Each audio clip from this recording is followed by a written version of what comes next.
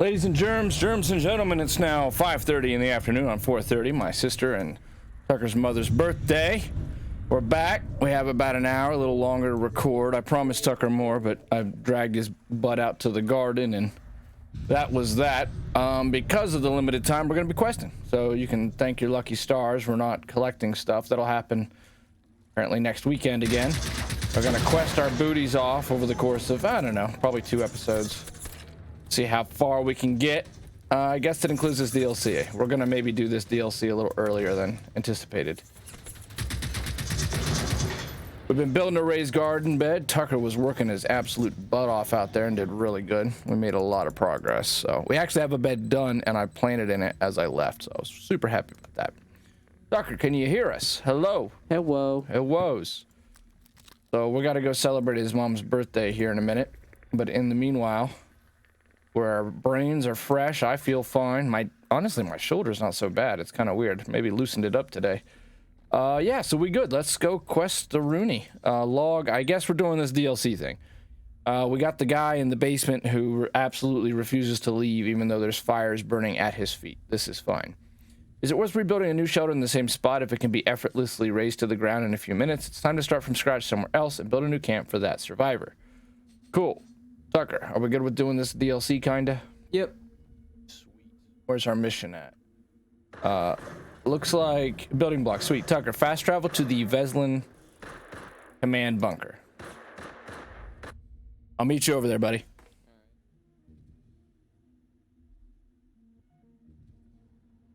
Should we go take out the, Let's do it before we leave. Let's just try to knock out as many missions as possible in this episode. Okay. If we have just an ounce of time before we have to go, we'll try to complete this region. I doubt we'll get to it, but if it's like, oh man, we did like 6 missions, let's just wrap this up. Because it would be nice to be able to check off the box of, hey, we did a zone. We're close. I mean, good lord, we were at the last little part of this island. We just had to go right. Literally just had to turn right. Oh god, we're gonna get lost in here. I was worried about this. This looks like an exit, right? Not at all an exit. You lead the way. You always know the way out of these damn bunkers. This looks a lot like Day of the Dead. This looks like the cafeteria. Oh, up here. I'm running this monkey farm now, Frankenstein. And I want to know what the fuck you're doing with my time. For those of you that get the reference, 2 points. What movie is that from? Day of the Dead. George A. Romero's. First, he brought you the night. Then, the scariest day in horror history, the dawn of the dead. Now, we've come through the night and into the dawn to the day of the dead. What makes that movie a classic, even though this is that it's really the end. It really felt like it could have been the whole end of the series, except for Twilight. That's the last one he needed, like Twilight of the Dead or Dusk of the Dead. Then we got Land of the Dead. Something here, look. But it's like very, oh, it's stuck in, there you go, just push me forward. Wow, Tucker, we quit right in time because there is now like a huge storm blowing in. Away. How do you feel about the work we've done on the raised beds, Tucker? I don't feel like we did bad. Yeah, I think we did good too. Are you excited about what it might bring? No idea. I mean, the food we're gonna grow out of it. I think it might be exciting. Could be good. How do we check our like challenge missions? The thing that in Femtales. You have to go into the Veslin command. Damn. Intel box. Do you see how there's a star here? Yeah, that's the Intel box. Oh, okay. All right. Well, on the road again. Can't remember what we were talking about before I started talking about the stupid raised beds again. You were talking about the dead. Oh yeah. Twilight. Yeah.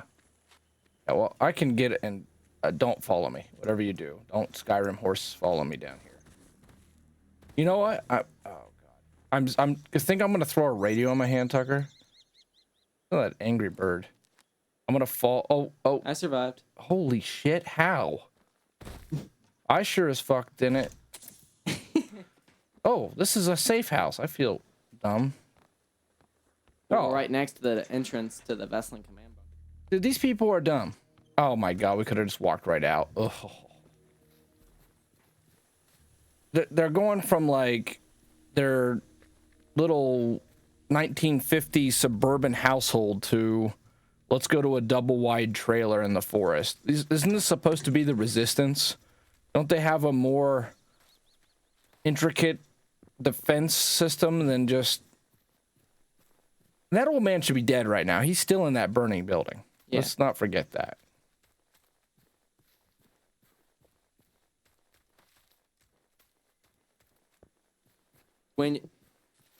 Have you watched all of the George A. Romero zombie movies? Oh, yes, everyone. Your grandpa Mike was a good dad, so he would always bring me them. And one of the reasons they're my favorite is because of sharing the memories with your grandpa Mike. Two, because he's the godfather of zombies. He invented zombies. World War Z, The Walking Dead, Shaun of the Dead. None of that stuff exists without George A. Romero. How would you rank all those movies from greatest to worst? I so appreciate that question, and thank you so much for asking. It's me talking about these movies, Tucker, is like when you like to talk about Pacific Rim. And Dawn of the Dead's my favorite movie ever. So, Dawn of the Dead. Why is it your favorite movie ever? I think it's really well written. I enjoy how the story stretches, and that George A. Romero was actually a pretty solid writer, and it's infinitely quotable. When there's no more room in hell, the dead will walk the earth. The people it kills get up and kill. This isn't the Republicans versus the Democrats. This is the end of the line. The end of the line. Just so many good quotes. Secondly, unlike the Zack Snyder Dawn of the Dead remake that people do enjoy, No power. or a lot of the modern zombie movies, the end of the world, I think I've told you this before, Tucker, it doesn't just arrive. Because sort of like when we were watching the video yesterday on Project Zomboid and its lore, you know how it takes like weeks for... Yeah, and even then, when you start the game, right, society hasn't totally collapsed. Yeah, like there's still water and there's still power. Right. That's how it would work. Oh, the schematic in here. And The Division actually did a good job with that. I read the Tom Clancy novel that Sure, accompanied... in here, there's the schematic. Oh, thank you. That accompanied The Division. Where don't I see it? Right here. Not there for me, so I must have got it. Or we share, I don't know. But, shit. This looks like a safe house. Why is it not a safe house? The Division did a good job. And, like, they call it exhaustion. Like COVID right now. A virus will eventually, basically, it'll run out of people, or it just will fag out. It'll just run out of energy. Not the slur, what it was, which is, you know, to become fatigued, fagged out. And the point I'm getting at is the zombie virus, of course, would not exhaust itself. That's what the CDC calls it, is exhaustion. It's when a virus runs out. There's 9mm ammo back here if you want some. Runs out of people to infect. And either it's killed everybody it can kill, or you're immune to it. So The Division, you come into the world after that's all happened. The key thing with the Romero film is that's not a virus that's going to wear itself out. And so the world does eventually slip into darkness. And you start dawn right after night. They're seamless. So in Night of the Living Dead, there's this limited outbreak for inexplicable reasoning that's happened in Pittsburgh, Pennsylvania, where Romero shot the movie and was from. And the recently deceased are returning to life, and you find out through the course of the movie, you know, if they bite you or scratch you, you get infected with something and you'll die and come back. And anybody who dies of any cause comes back, and they think it's like radiation from Venus and blah, blah, blah, because it's kind of like a 1950s B movie to a degree. You go right into that, and they still can't explain it. And what's cool about that movie, especially now, is a lot of the stuff that he predicts, as far as like anywhere you have gaps in society, rich, poor, race, ethnicity, sex, gender, completely disappear.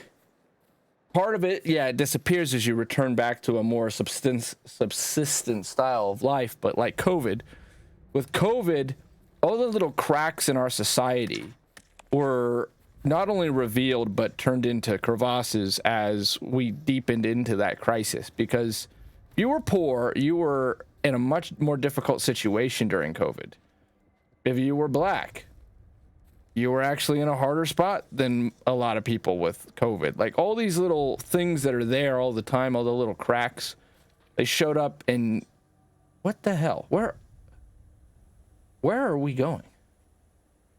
Oh, okay. Well, we could have fast traveled to the Saltham Church.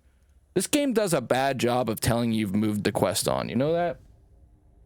We had moved the quest on when we hit that trailer.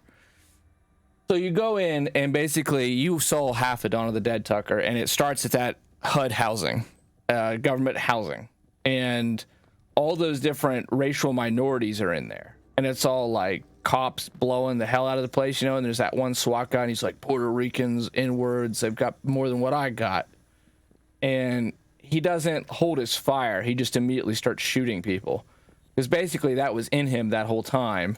And when society functioned, he was held back because there were repercussions. But now that there's no repercussions to his actions, he's just letting out who he really is, which is like a racist, right? And that group, the black SWAT officer, you know, he cries when he's like eliminating those zombies in the basement because they locked him in there. And the one guy's like, why did they do this? And he says, well, they still believe there was respect in dying. And so you have like culture clash, and you have poor people don't trust the government and minorities don't trust the government, so they won't listen to the CDC. We lived through that with, you know, COVID. Don't wear a mask, don't get vaccinated, or do or don't, or, you know, and people disagreed on that. Of course, we're not going to get into the politics of that. Holy. What's up? Bunch of hunters. Oh, snap. So to sum that up, then I'll finally get to it, is society doesn't just stop. And I really appreciate that in that movie. And then the next thing is, it's got a really fun story. I mean, who wouldn't want to freaking own a shopping mall, right? Especially at the end of the world. It would be fun. And they're securing the mall, and like the fact that you get to go through that whole process with them is like tons of fun. And then George A. Romero's biggest thing, which The Walking Dead also stole, like, was it Zach Kirkman or whatever? Kirkman owes his whole career to George A. Romero. His whole career.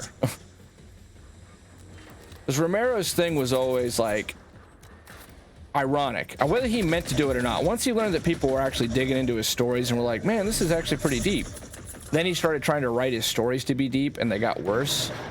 But before he tried to do it, he was putting stuff in his stories that he didn't even realize was in there if you dug in a little bit. And his whole thing was the zombies were always actually super easy to get rid of. They're slow as hell. You can kill them. They're dead. They're all messed up. But humanity can't seem to get its shit together. And so we lose to the dead, and we're continually losing. There's a safe house right here. You could have just spawned. Yeah, that's what I did. Oh, okay. So we're consistently losing this fight simply because we can't organize ourselves and agree on a common goal. And all of our little divisions make it easier because, of course, the dead. Do they have any of that stuff? Walking together. Yeah, they're just so stupid and brain dead, and their only goal is to just eat the flesh of the living, and so they just keep inexorably crawling towards their goal, indefatigably, while we keep bickering. And that he gets into that in Day of the Dead, where he's like, you know, the Dr. Frankenstein says we could have beat him in the beginning, because the soldier, the Day of the Dead, I'll get into in a second. So then the first favorite is Night of the Living Dead. Night of the Living Dead was literally changed everything. Modern horror movies probably don't exist without, there's a certain a few horror movies, and you would know this too because you're a horror movie fan, Tucker, like Jason, and Friday the 13th, Halloween, and like all these movies, they changed horror. A lot of the 1980s stuff, but Night of the Living Dead absolutely changed horror. It's in the National Film Archive. Anybody who wants to, say George Romero wasn't that good of a film director, that's fine, but he's got a film in the National Film Archive. And that means in the Library of Congress, you can go see Night of the Living Dead. They consider it a film of cultural importance. So that's a major testament to him. Not many people get to have that. And Night of the Living Dead, you saw it, Tucker. You watched the remake. So why don't you actually give me your thoughts? What made you like it? That was back when zombies weren't like crazy. They could do anything. Do acrobatic. Powerful adult man. Don't you hate that crap? Yeah. Outsmart people. Yeah, I mean, so zombies weren't a cultural thing. That's the first thing. And people might forget that. Second, the fact that it's in black and white helps it. It makes it scarier because they only had like a $6,000 budget. Yeah. The special effects aren't going to be anything special, but by putting it in black and white, and then you have that, you already know how he's going to tell his stories. George A. Romero's stories always come down to that one thing, like they're fighting over the stupidest damn thing. I want to be we own the basement, you own the upstairs. And that's humanity for you. You got this common threat. Literally, the dead are knocking at your door. They're just outside the farmhouse. They're getting closer and closer. Time is ticking. But they're slow. As you know, Tucker, they get into that in the remake because the girl just escapes. Mm-hmm. Yeah. Just is able to, like, run away. Yeah, she just runs away and literally just takes her time going by them. And she's emotionally confounded by, like, both how awful it is that these poor corpses are now walking around because, again, really the dead are meant to be rest. There's supposed to be some respect in death. Respect a body and respect that was a person. I got this. Yeah, let's do it. And then the other thing is that it was just so easy. I'm talking about that too because I've been watching Better Call Saul, one of my favorite TV shows ever, and probably second ever. And I don't want to spoil it. One of the more important characters comes to an end, and he really, really doesn't deserve it at all. And he gets a very unceremonious burial. Check out his rocket pods. They're on his shoulders. I'm trying. And the way that they shoot the whole thing and cast the whole thing really brings forward the idea that the way that you always see in movies. Ooh. Experimental jacket. Nice. You know how in movies, like, criminals always just, like, are throwing bodies in ditches in the river and stuff, and it's, like, nothing? Yeah. Well, in this scene in Better Call Saul, they kind of, like, call that out. Like, it's not just normal to be just tossing bodies around. Bodies are meant to be, in our culture, prepared. Even Neanderthals used to bury their dead and give them a proper grave and mark the grave. And, Native Americans and so forth, indigenous peoples, it's a part of the being human. There's supposed to be, supposedly another one behind us. Let's go kill it. Supposed to be some respect in dying. So seeing like a bunch of corpses walk around is actually very macabre and like, it's cruel. That's cool looking. What's cool looking? That's not the guy though, is it? No. What was cool looking though? The robot just stalking that cornfield. We've talked about this, Tucker. This game has a lot of cool set pieces. Mm-hmm. So, and then this is the thing about Romero. He got like really, really kind of like woke at the end or whatever, but what is woke even supposed to mean? Okay, people ask that and they call that out. I'll give you my definition of woke. Woke is the hypersensitivity and over politicization of any and all perceived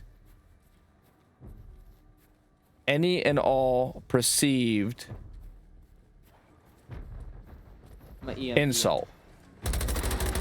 So it's taking any comment and analyzing it in such a way that it gets a racial or sexist motive, when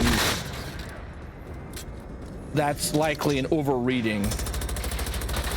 Which isn't to say there isn't, you know, race issues in America and inequality and the like. Of course there is, you know.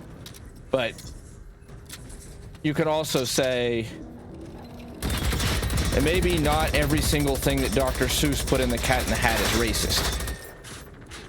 Maybe we shouldn't, neither side ban books, because that's kind of an issue on both teams right now. But I'm way off topic now. We don't want to talk about this shit. Nobody wants to hear about it. Especially not myself. Listen to my own stupid blathering. This son of a bitch. I'll set up a... I set up a field radio. Oh, I thought you died. I'm just gonna shoot his kneecaps out. That's what I get for talking about woke. Okay, but he basically, the thing is he was considered progressive at the time because he hired a black man in 1968 to be his lead. And what was his answer to why he hired a black man? Because we all know how it ends. He gets shot in the end by these like death squads that are supposed to be cleaning the zombies up, and they line up the black guy and shoot him even though he's not a zombie. Well, that wasn't cast to be a white or a black person. That wasn't the goal. He said he just picked the best actor.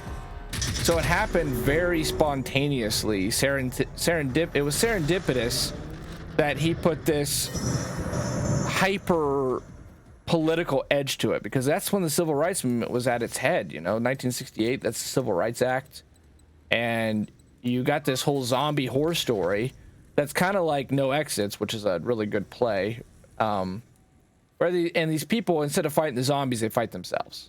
That's the key George. Let's go do this quest over here. I'll place the waypoint. I'm gonna end this episode. Ooh.